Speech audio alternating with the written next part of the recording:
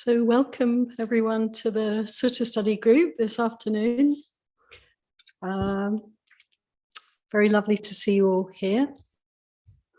And we're going to start the session with 10 minutes or so of meditation, just so that we can settle in. And then we'll start looking at some suttas in Samyutta Nikaya. So let's sit quietly for 10 minutes or so.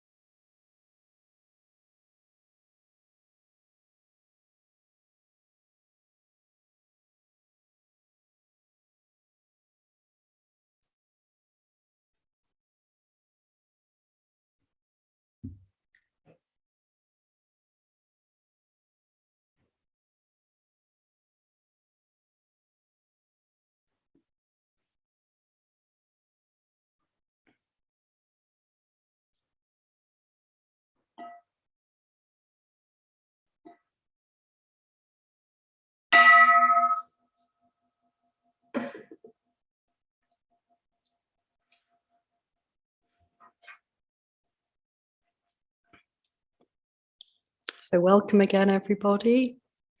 Welcome to the Venerable Satipatthana Bodhi. And this session, I'd like to dedicate to the memory of a dear friend of the Dhammadharini community, Barbara Mahon. And we can be thinking of her as we do our studies. We're going to be looking at, over the course of the next few months, actually, we're going to be looking at Samyutta Nikaya suttas in this session. And we have a theme for the winter retreat here at Dhammadharini, which is the Satipatthana Sutta.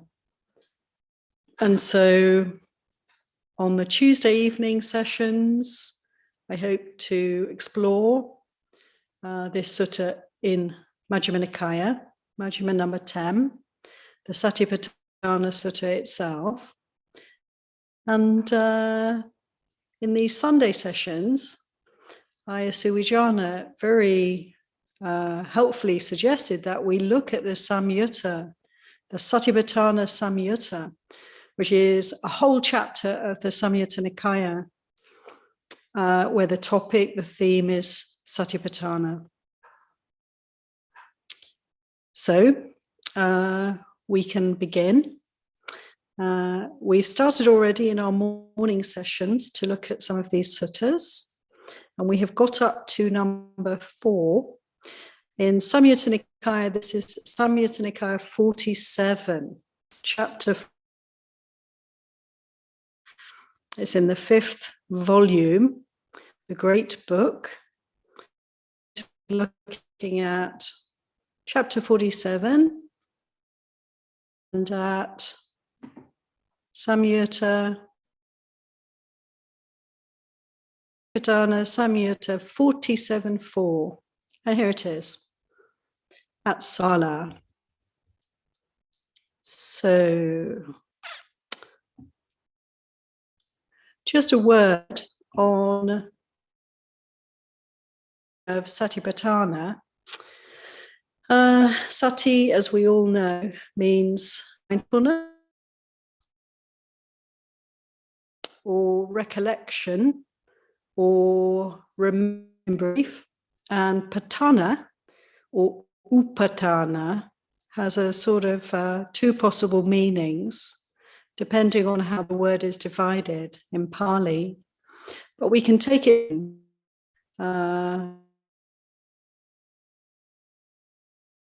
mindfulness or resorts, places, or the establishment of mindfulness. So it's both something very active for us, creating, making possible, applying mindfulness, or it's the objects of our awareness, the places where we can put our attention. So that's just a very brief of the meaning of the word itself. Ananaya's raised a hand, so yes. You may be aware, but you're fading in and out. So I was going to suggest that if there are any participants there that could shut their computers off, might be helpful while we do this session. Okay, so we have a Wi-Fi issue. Sorry, everybody.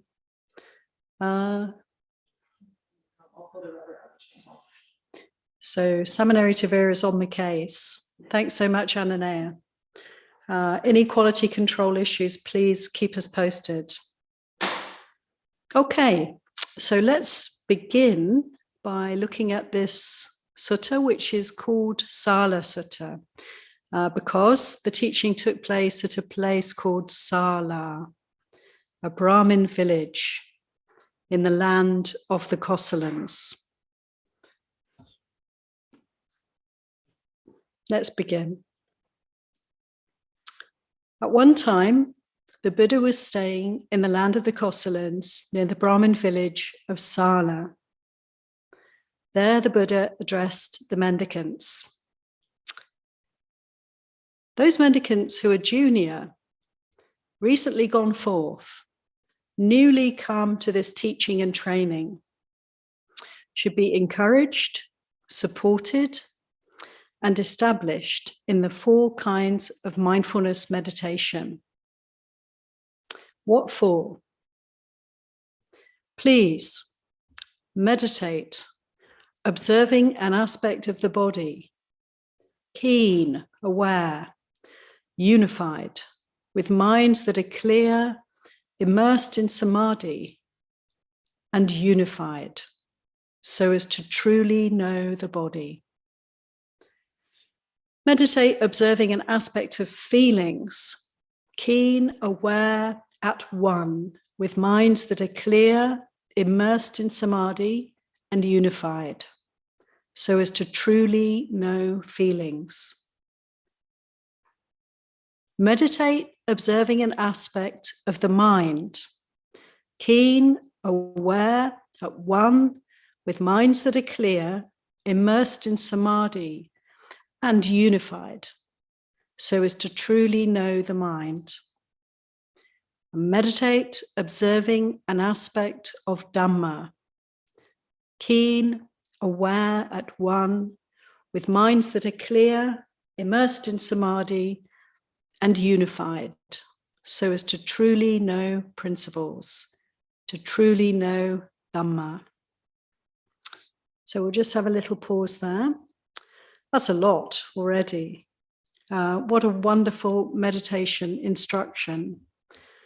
And indeed, it's not just a meditation instruction, is it? Because here the Buddha's saying, people coming into this life, the holy life, or coming into the path of practice, as taught by the Buddha, this is what it entails. This is what we want to be doing. This is how we want to develop.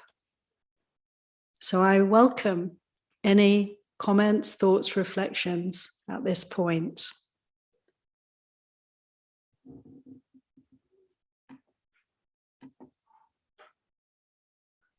Maybe may I say something? Please do. Hello, Nyada. Hi. May I say maybe you can start with your own experience in the 4th step, how you experience on your own. Ajahn. Very good. Okay, Nyada, that's really helpful. So look, the Buddha's telling us that the actual life, the actual living of the spiritual path is the awareness, is developing the awareness of these 4 aspects of our experience. Personally, I would say that when we meditate formally, we can really help ourselves by developing the first foundation and the second foundation. Why? Because we don't so easily necessarily have awareness of the body. This is like something that we need to develop often. I don't know about you all, but for myself, when I started meditating, I recognized how kind of dissociated I was from this body, how it was just this thing that moved me around from A to B, moved my head around really, moved my eyes and my brain around perhaps, primarily, maybe my stomach just underneath somewhere. But it's like it was like a thing, like a vehicle. Well, it is actually all of that. But we can learn so much and develop so much through waking up to this embodied experience. Didn't the Buddha say the entire universe is to be found within the framework of this mind and body, this body? And the word sati, to remember, this body is like a repository for us. It's like a library And so because we tend not to pay that much attention to the body or even to feelings in the body in our everyday lives, it's very helpful when we come to formal meditation. My sense is, let's really give attention to these first two foundations of mindfulness. And in doing that, isn't it so that we really get to sort of see how the mind is? Because we'll notice, won't we, when we meditate, like in the morning session this morning, what is the state of mind? Can I pay attention to the body? Can my mind focus? Is it possible to be aware of the more subtle aspects of feelings in the body, or to be aware of the breath? Or is the mind actually jumping around and throwing up, all sorts of memories and issues, often quite repetitive, the way the mind works when we stop and pay attention? The broken record, is that playing loud? Is it difficult or is it easy to notice more subtle aspects of reality? And so we also get a chance when we're sitting, when we're meditating formally, to observe the mind. But we can also do this in our everyday activities. So now I see we have a hand up, so I'll stop and invite Dinwi. Come on in, Dinwi. Hi. Could you unmute yourself? The last one, the mindfulness of Dharma. I always get confused because I've seen that translated as phenomena, which is a small d Dhamma, but here it's being translated as principles. Is that the teachings, capital D? Yeah. Well, it's the small d, really. Here we are. Principles is Bhante Sujato's translation, but we can see that it's a Dhammanupassino is the actual Pali. What's the word? Instruction for us.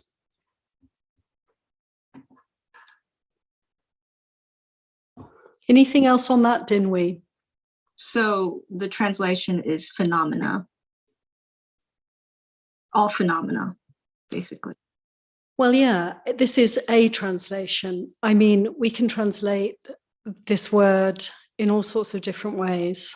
It's a really great translation because I think it really covers the meaning in this context of the word Dhamma. Dhamma, with a small d, means thing or things. It's just a simple word. It's like a descriptive. But in the context of the Satipatthana Sutta and of this teaching, it's really like, you can say, there are these four foundations. So we have body, feelings, mind or mental states, and then this other one, this fourth one, the Dhammas. And so it would really seem that this is referring to mental phenomena. And people will translate this sometimes as simply as thinking. When we look at the Satipatthana Sutta, as we will over the weeks ahead, there are actually a number of different categories within this foundation, within this aspect of our experience. So, for instance, the Buddha talks about the 5 hindrances, the 7 enlightenment factors as aspects of Dhammanupassana. But the simple practice for us on a moment-by-moment basis is what? What can we be aware of in this regard? We can be aware of thinking. We can be aware of the mental constructions that are going on. The fact that thought is linear It's one thought after another. It's kind of, initially at least, and probably for many of us, we have the experience of the kind of wild nature of this aspect of our experience. Like the monkey jumping from branch to branch. Thoughts will come, thick and fast, and quite kind of almost random sometimes. Sometimes we'll have a fixed groove of thinking. Sometimes we'll have all sorts of thoughts coming up when we sit and meditate. It's almost like we're inviting the mind to declutter, aren't we? And so the Dhammanupassana can be an experience of just looking at this extraordinary flow. And we have the opportunity then to really understand certain things about it, which are such as that it's conditioned, that there's cause and effect operating here, that it's not really personal, and so forth, constantly changing. So Dhamma in this context, I would say you can translate, in whatever way works for you. It's great to look up in a Pali dictionary the meaning of the word Dhamma. That's a very helpful exercise. I recommend all of you to get a Pali dictionary online. You can get these apps on the phones. I have one and it's brilliant. You can look up words just like that and see. But the literal meaning of the word Dhamma is thing. I have a question in the room from Patipada. When the Buddha talks about experiencing the body as body, if we tune into just one of our senses, like, can you hear her? When the rains and the storms have been coming night after night, just using the sense of hearing, trying to hear, can I hear a drop of rain on a leaf or on the ceiling or in the grass? The unifying of just that one sense alone requires such focus and concentration. And so when you're talking about the four foundations, there is so much in just every single one of these,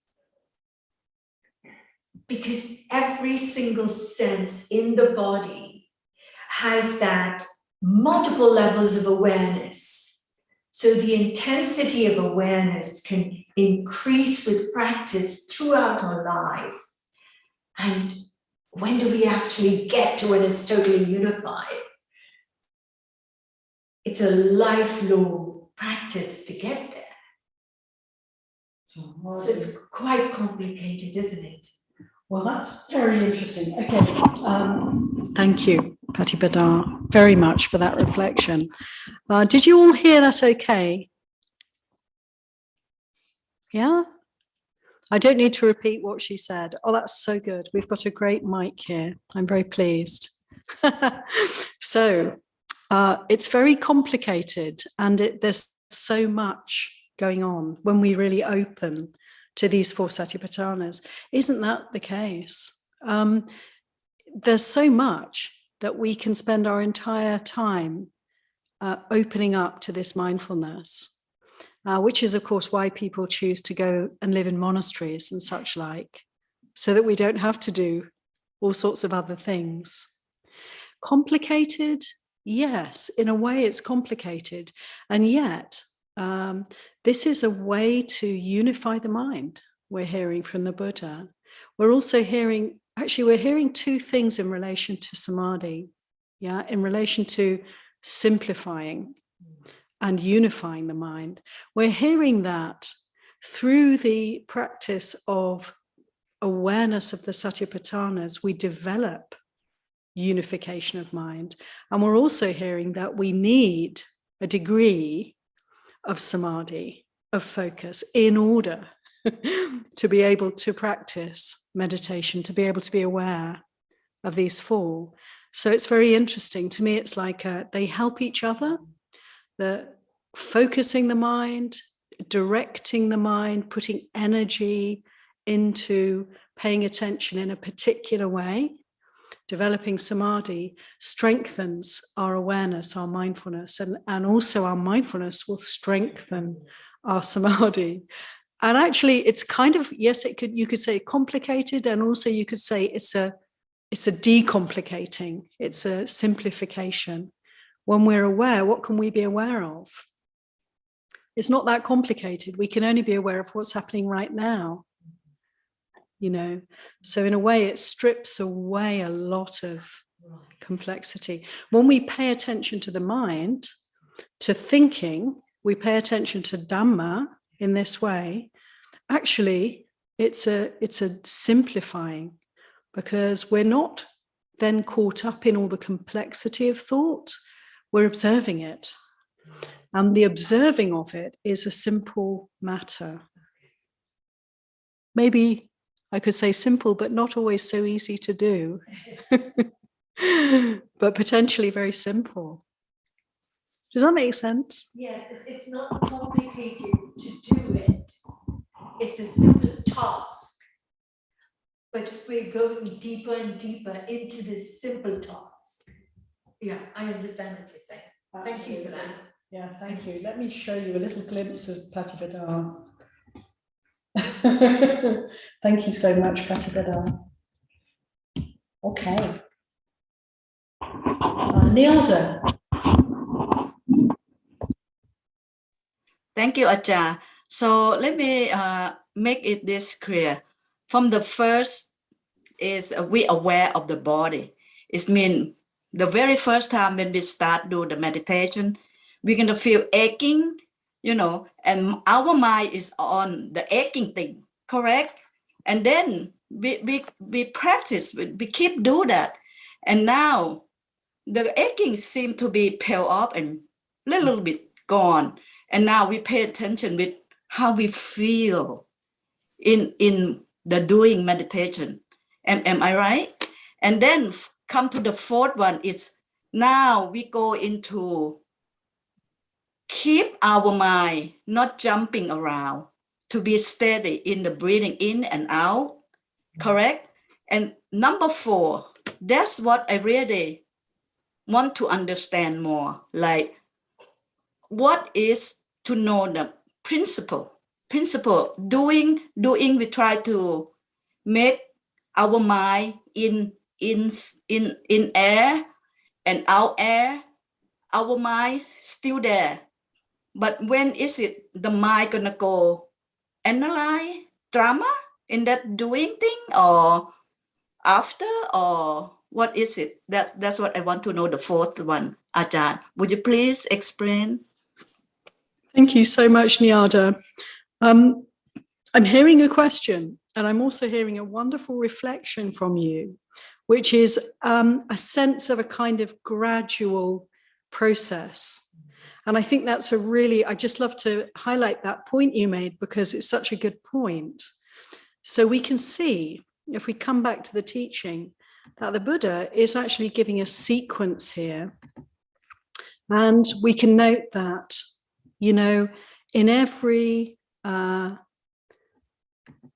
teaching on Satipatthana, the 4 foundations or resorts or ways of practicing mindfulness always come in the same order.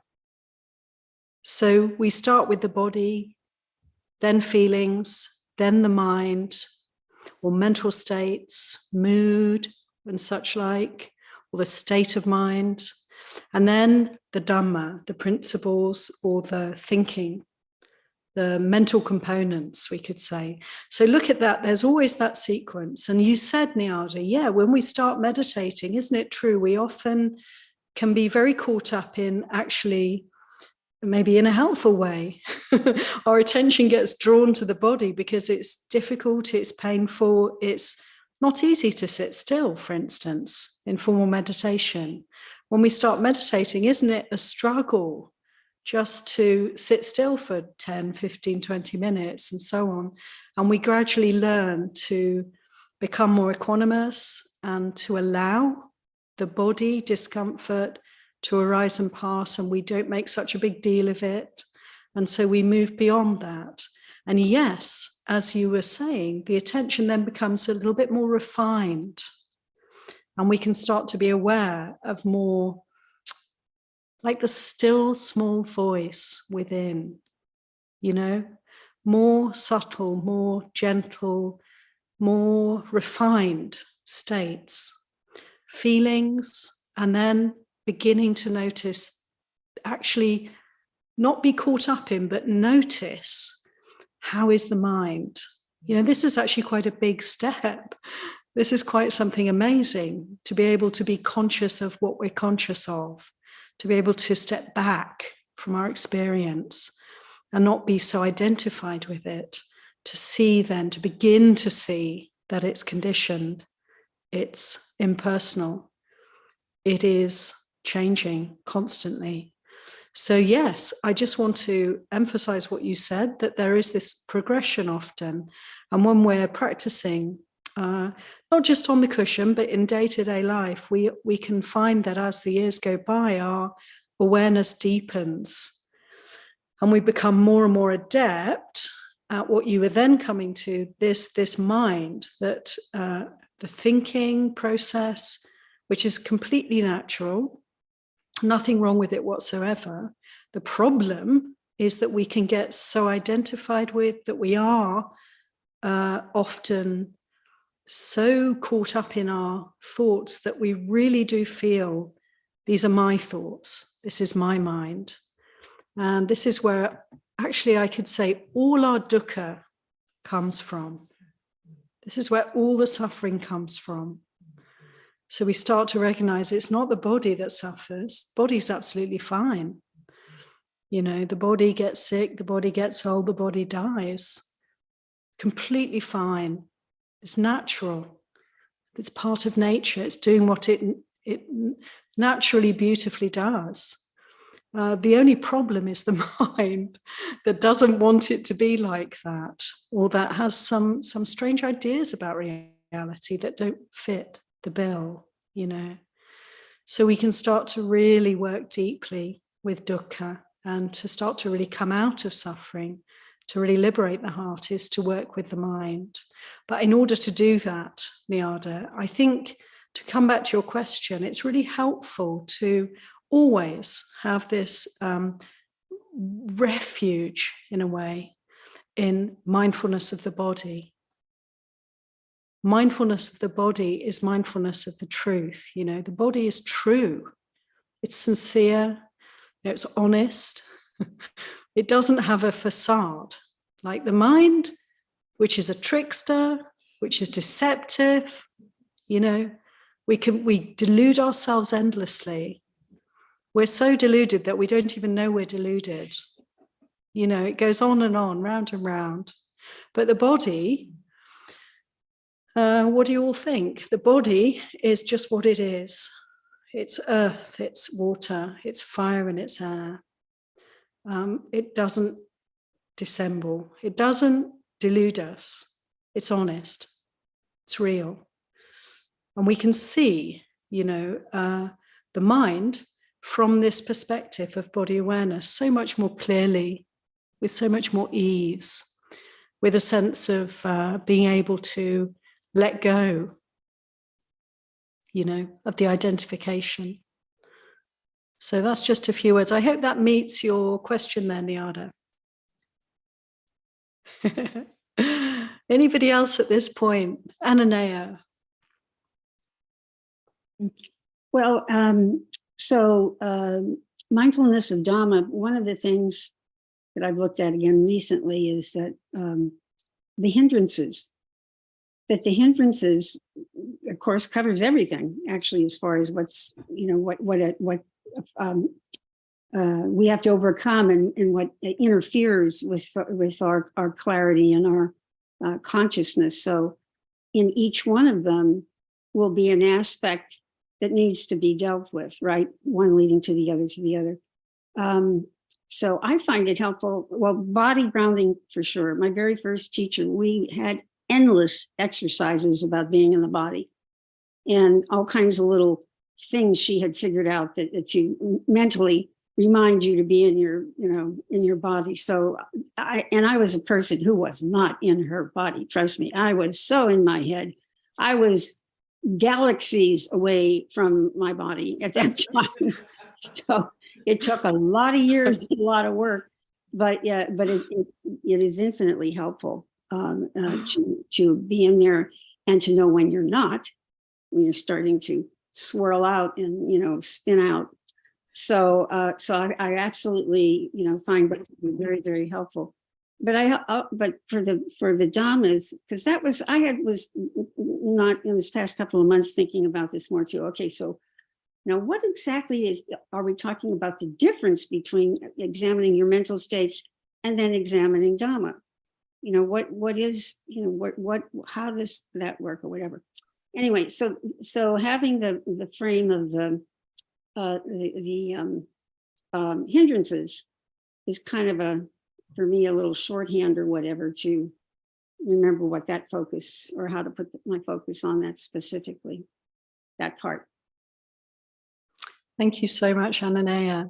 Yeah, it's a really good point that, sometimes we need a bit of a kind of framework to help us to be developing mindfulness of Dhamma, developing mindfulness of the mental constructs, because it's a kind of, like you say, galaxies away. I mean, we can be anywhere and everywhere. The mind is remarkable, isn't it? The way we can move, and the multiplicity, the complexity, as you said, Patipaddawa, of this mind.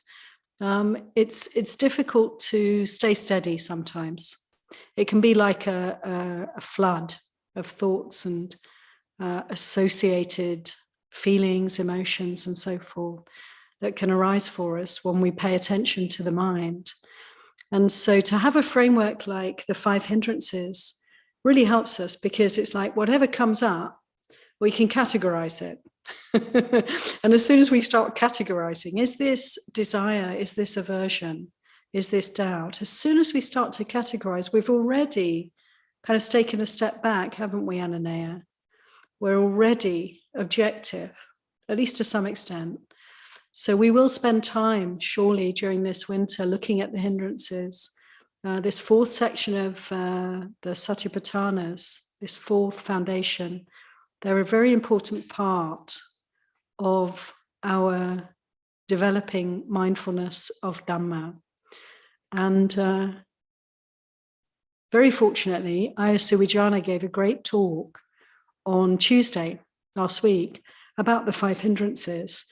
And she picked this topic because we can understand that we need to have a handle on the mind in order to begin to meditate at all. So just as I was saying, we need a certain degree of samadhi. We need a certain degree of stillness in order to be able to begin to contemplate in this way. And so Ayya Suwijana, because of this, she gave us the teaching on the 5 hindrances, so we can consider them as we're meditating, as we're trying to pay attention to the 4 Satipatthanas. Notice what stops it. Notice what gets in the way for us. Notice any obstacles that arise. And we can categorize them, yes, into the 5. Just very briefly: desire, sense desire, aversion, these 2. And then restlessness or sleepiness, dullness, and doubt. And it's really wonderful, isn't it, Ananaya, that every single mental obstacle that arises for us can be basically not just mental, but also physical obstructions to our practice, can fit into one of those 5 categories. Talk about simplicity. Talk about the ability to make the complicated simple. This is one the Buddha's teachings in so many ways help us to tease out and simplify. And this is a great example of this.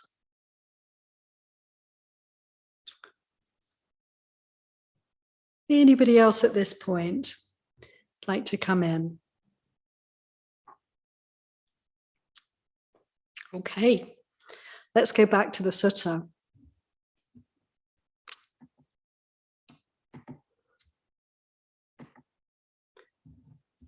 Now, just to summarize what we've already covered, we had the place where the teaching was given and the words of the Buddha telling us those who are junior, and we can say in this regard, I think we're talking about people who start meditating, people who start practicing, those of us who are at the beginning of the path. They should be encouraged, supported, and established in the 4 Satipatthanas: body awareness, awareness of feelings, awareness of mind or mental states, and awareness of Dhamma or principles or phenomena, mental phenomena. They should be keen, aware, at one, with clear minds, immersed in samadhi, that is, one-pointed, focused, and unified, so as to truly know these 4 resorts. There's so much there, but I think let's continue and see what the next passage has for us. The Buddha goes on. Those mendicants who are trainees, who haven't achieved their heart's desire, but live aspiring to the supreme sanctuary, they also meditate, observing an aspect of the body, keen, aware, at one, with clear minds, immersed in samadhi and unified, so as to fully understand the body. They too meditate, observing an aspect of feelings, keen, aware, at one, with clear minds, immersed in samadhi and unified, so as to fully understand feelings. They too meditate, observing an aspect of the mind, keen, aware, at one, with clear minds, immersed in samadhi, unified, so as to fully understand the mind. They too meditate, observing an aspect of Dhamma, keen, aware, at one, with minds that are clear, immersed in samadhi and unified, so as to fully understand Dhamma. So there we have a little bit of repetition. I actually personally love the repetition that we find in so many suttas, because it's really for me like an emphasizing and a kind of, also it's a simplifying. How many times do we need to hear the same things? Personally, pretty much every day, I need to be reminded of the basic teachings in order to train the mind, in order to direct the mind toward Dhamma. And so for me, the repetition is a very beautiful thing, actually. It's poetic, it's emphasizing again and again, like how we take the 3 refuges 3 times, how we pay homage to the Buddha 3 times. Why? First time, we're kind of arriving, maybe. Second time, we're just about landed. We're just beginning to be here. And the third time, we might actually be present. So it's a bit like that for me. So excuse me, but I'm going to probably just keep repeating in these sutta studies wherever there's an opportunity to do so. But what we're really hearing here is that it's exactly the same, isn't it? It's exactly the same teaching. It's exactly the same practice. And I think that's a really important point for us to consider. So whether you're a beginner, you've just started meditating, it's your first time, you're not really sure what you're doing, but you're going to give it a go, or whether you've been meditating for your whole life, for most of us, for your whole adult life, but you're not yet, you're aware that you're not actually yet fully liberated, but you are surely on the path. For such a one, the teaching is precisely the same. So I'd like to invite any comments, reflections, questions at this point.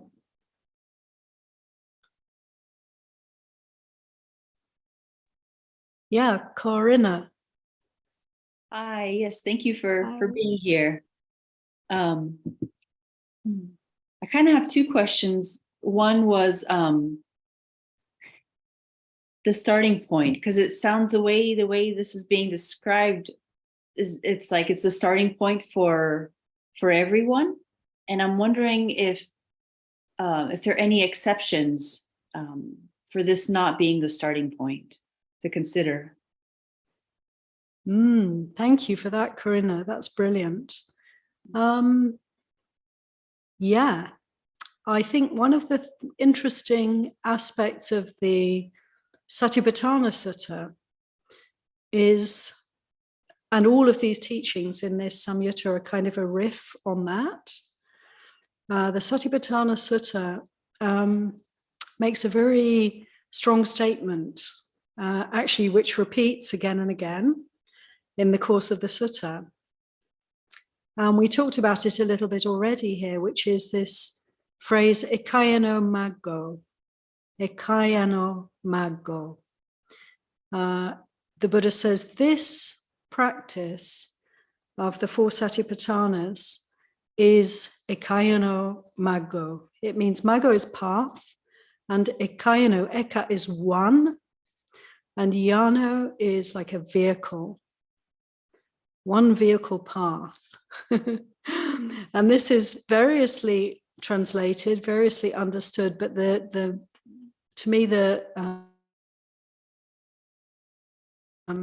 most clear meaning is that this is the direct way. It's the it's a one-way, one-way street. It's taking you to the end point, which is nibbana, and it's direct. And in some translations, it's written as it's the only way. And that's the reason it comes to my mind, because one could say the Buddha is very clearly stating here that this is it, this is the practice. Having said that, I think the best translation is that this is the direct path. So for anyone and everyone, who's capable of discernment, this way of practice is going to lead you kind of inexorably towards nibbana, towards liberation. But, there may be some folks who find that this is not immediately appealing, or there's something about this way of practice that is difficult, inaccessible, and so forth. I'm just reminded of, at the time of the Buddha, there was a person who was mentally challenged, not very bright, not very capable of stringing thoughts together, and considered to be quite handicapped mentally. And the Buddha gave him a practice, which wasn't the four Satipatthanas. He got him to take a piece of cloth, and he said, okay, see if you can do this. He gave him a piece of cloth, and he asked him to just rub the cloth. And that was his practice. And he could do that. And through doing that, actually, this person became fully liberated. He had insights. He had all sorts of realizations as the cloth became more and more filthy as he's rubbing the cloth. But what's really interesting about this practice is that it kind of, to me, it does kind of, you could say, incorporate the Satipatthanas, but it's in a different way. The teaching was given in a very different way. And he's just using touch and movement and awareness of that, presumably. In the four Satipatthanas, we're aware of touch, we're aware of movement, we're aware of the body in a more maybe open and general way. But one could take almost anything, my sense, as an object of meditation and make progress on the path. Because it's that quality of, as it's saying in this sutta, let's just have a look again. It's quality or qualities of keenness, awareness, at oneness, having a clear mind, immersed in samadhi, which I would say is, it's ekagata citta, is the Pali. It means one mind with thoughts concentrated on one object. This is how we're invited to practice the four Satipatthana. And I would say probably in any practice, this is what is developed. So I hope that kind of meets your reflection there. And is there anything else you'd like to say, Corinna, to come back? Yeah, just thank you. Thank you for that explanation. And it actually goes into my next question exactly. So my reply a little bit to this, to what you said was, gratitude, thank you. But this idea of, if I really go into something, I find everything else in it. So I'll say that. And then my second question was kind of like the same question. In the sutta, this is where I'm being a little mathematical or something, but it says, it doesn't say the body, it says an aspect of the body. And that for some reason that really means a lot to me, like an aspect of feeling, an aspect, because that tells me like how broad my lens needs to be. And because again, if I go into one thing, I can find everything else in it. And sometimes I have trouble like not knowing when to move on. Like I can start with the body, and within the body, I'll find everything else. And yeah, so it's not a very clear question, but maybe that's my response. Thank you so much, Corinna. That's really beautiful, actually, that you bring in this aspect of the teaching of it's the body in the body, or aspect of the body, aspect of the mind, of feelings, of Dhamma. That's really wonderful to highlight that. And thank you for sharing also that for you that works, the sense of perhaps focusing in. If we talk about the body, the whole body, that can be kind of overwhelming. A bit like Patipadaya, you're saying it's so much. The four Satipatthanas is so much. Yes, it's the entire universe. But do we, can we open to that, or do we need to actually do, as the Buddha's telling us, have a kind of way of practice, which is to focus, to become one-pointed. It kind of leads on to the question of samadhi and vipassana, because samadhi is required. We hear this again and again in relation to the four Satipatthanas. It's like we want to be developing one-pointedness. And through that one-pointedness, our mindfulness, yes, it kind of strangely opens up too, doesn't it, Corinna? Because the more you focus in, the more you see, the more you can be aware of. So it's almost like the focusing itself is opening up, revealing, unfolding, And so I do see that it really is an important point, and that for many people, there needs to be, rather than trying to consider the whole body, to come to one thing like the breath or some part of the body that works. It is one thought at a time. It is one feeling at a time. Can we really be present for that? And in this way, keep developing samadhi, keep developing focus. It's really helpful.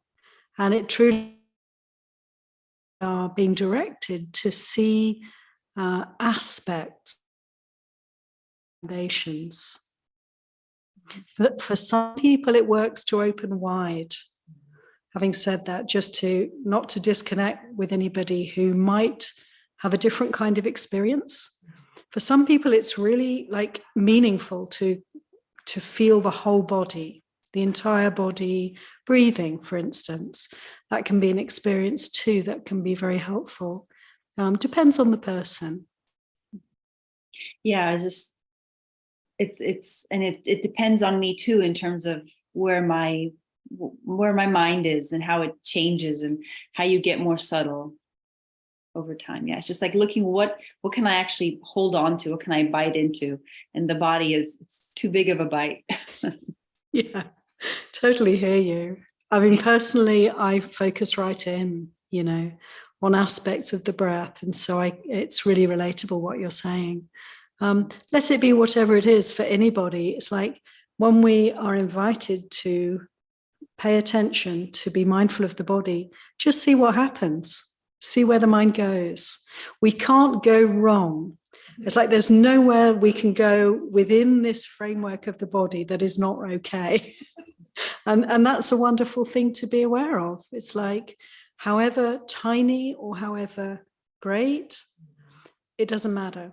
It's just what works for you. How does the mind work in this case? Thank you, Corinna, very much. Okay, actually, Marilyn had a hand up first, and then Linda, and then Niada. Okay, Marilyn. I just wanted to thank you, Aya, when you said how many times you should go back over the same Dhamma teaching over and over, because that was my immediate thought. And then I thought, oh, I'm really slow at this because I have to hear it over and over. But I think taking those steps and trying to put them all together, then you reach that point where it's happening and you're not even aware of it. It's just part of you. But I just really wanted to comment on thanking you for letting me know that I'm still on the right path. Sadie, thanks, Marilyn. Yeah, let's keep repeating, and we might, for myself, I might actually, or rather the understanding, it just naturally is evolving, isn't it? It's evolving and deepening. And that's a wonderful thing, and a wonderful thing to note, to be glad about as we continue our practice. Thanks, Marilyn. Right. Linda. Hello. Welcome Hi. back, by the way, from your pilgrimage. Thank you. And you mentioned one vehicle, and I'm trying to think, is it Akyana? Is the one vehicle? Like, I'm thinking of the Lotus Sutra. I heard it from that. I just didn't realize that was mentioned in earlier scripture as well. I find it interesting because, like, when I did a study group on the Lotus Sutra, the big things there were like that everyone has Buddha nature, and the other one was the one vehicle, and that everyone can achieve enlightenment eventually. But then I found out that there was earlier scripture on Buddha nature, and now I'm finding there's earlier scripture on the one vehicle. So it's kind of like detracting from the Lotus Sutra in the fact that that was like the big news in the Lotus Sutra, and it's like, yeah, but it was here it's been here before, like this brought forward.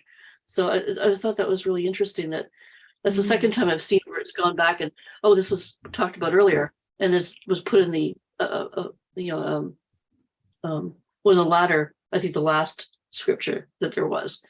But so I didn't realize that. The other thing was about you mentioned about the body, and I don't know, like, I'm normally doing Mahayana Buddhism, but when you do shamatha, you're doing a body scan, you relax the body in parts. You start usually with your toes, work your way up, and then you get all the anxiety or stress out of your body before you start meditating. So is that talked about at all in the Pali scriptures? Or, I mean, as far as like doing some kind of a relaxing kind of exercise before you actually start meditating, like especially for a beginner, but it's probably something everyone should do before they sit down on the cushion, is making sure that all the stress and anxiety is out of the body. So that's not a detractor from meditation. Just wondered if that was in there somewhere or not, or do they not mention it? Thanks, Linda. Yeah, just to come back to your first point, oftentimes the teachings that we find in Mahayana, you can trace them back to Theravada. And that's not surprising, is it? Because Theravada's going right back to the time of the Buddha. But it is interesting when that happens, we can see, oh, yes, we can trace it back. And it's really wonderful to see, to come back to the root teachings and to see then how they've developed in the Mahayana traditions. And your second point about feeling the need to relax and de-stress the body before meditation, not really, don't really find that so much in the teachings. More a sense, Linda, of the meditation itself as the way to remove, reduce stress, to relax the body. That mindfulness is the means to release tension, to release stress, both physical and mental. And so I would say it's kind of all incorporated in the meditation practice. But I mean, whatever works for you, because if you find that to sit and start meditating is difficult because the body is tense and needs something different to relax it, then to get up and do whatever it is also part of the practice, right? So you can mindfully walk or do some yoga, stretches, or whatever it might be, and consider that to be a good preliminary practice before sitting still. Honestly, it's, very much, again, as I said before, in relation to mindfulness of the body, it's like you can't really go wrong because whatever posture we assume, that's a springboard, that's a place of mindfulness for us. We can be aware of that. And so meditation isn't just sitting on a mat, it's every kind of posture, every kind of bodily practice that we need to do, like eating, defecating, urinating, and so forth. And always we can be observing the mind in any situation. So in this regard, it's all practice. But Linda, for you, whatever helps you to sit still comfortably, to meditate, if that's useful for you, then to do those preliminary practices, wonderful. I would think that there was probably, those were added along the way, these helpful hints and how to work it for you, or what's, what if you're having trouble here, try this. And there was just something that was added. I had a feeling it was more modern. And I don't know how much instruction they were giving back at that time, as far as, if people were having trouble doing it or had issues with it and what they were told to do. So we may or may not know what that was. But so, yeah, I just thought I'd mention it because I thought that was more something that was, I didn't know if it was written down though, or like you don't know where it came from. It's just something you were told by a teacher. So you sort of think it was maybe from scripture, but you don't know if it's just something that's added along the way. Yeah, totally. Thank you, Linda. Thank you. That's great. Thanks for those reflections. Niada. Thank you, Ajahn, for opportunity. I try to make it clearly by listening to you all. I don't know, doing meditation, did you bring the thinking of drama in the meditation? Because from my experience, that allow me to share my experience. Because every time when I do meditation, I try to keep my mind in breathing in and out, nothing else, not even the solution of drama. And when I keep do that, often I've been doing this for 10 years now, and the result of try to keep my mind on the breathing in and out without gone somewhere else, not a bit, not even one. And I use technique, count 1 to 100. And from 100, I count down to 1 and up and down, So if I seem to be lately, because I'm more practice, I kind of like my mind stay on the number up and down without gone to somewhere. But the result outside doing the meditation is great result, because my mind still kind of like calm. Whatever the voice, the word is not good to come to me, or the act is not good to come to me, I have a pause. I have kind of like, I calm, I take it and have a thought. It's kind of like go inner. You know, my mind kind of like go inner and control the inner, not express out.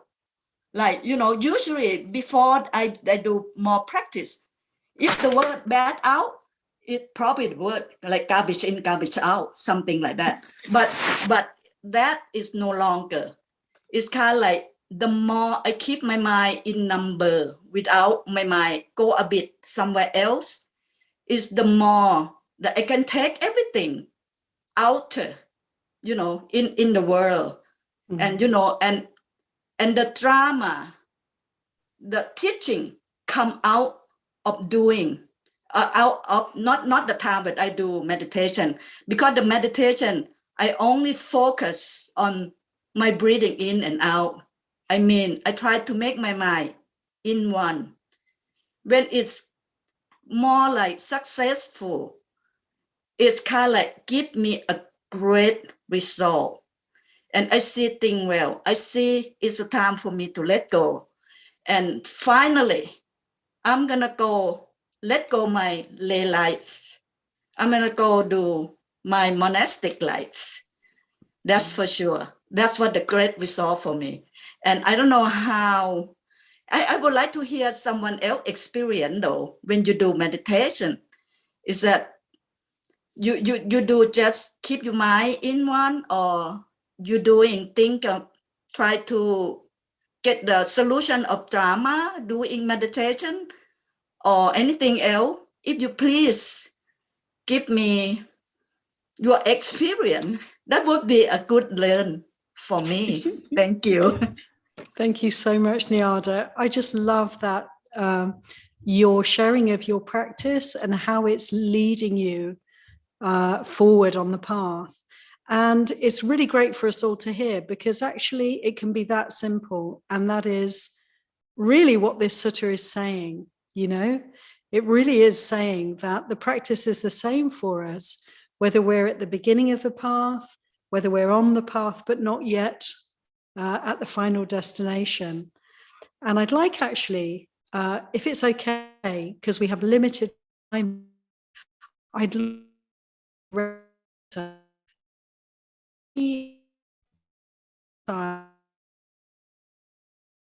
and in relation to your question